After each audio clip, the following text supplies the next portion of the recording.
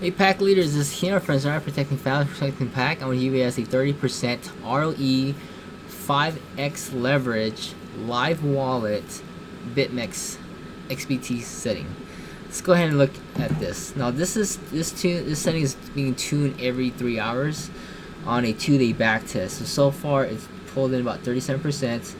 And here's the settings. Go ahead and take a snapshot of this, pause the video, and use the settings as is. Okay, so go ahead, it's 5x. Make sure it's long, no position buys, maps buy signal, buy and sell signals. Make sure the fee is negative 0.025 because you're getting a rebate for this. 5-minute time frame, this is all unchecked. Make sure you have a 0.1, a minimum price change to sell. And there's the Bollinger Bands, the RSI, and the MACD settings. Okay, let me know how these do for you, and if it does well and you want to get access to the tuner to constantly keep these settings up to date, it's in the description below. Thanks, and hopefully it'll help you improve on your bot trading. Thanks for watching.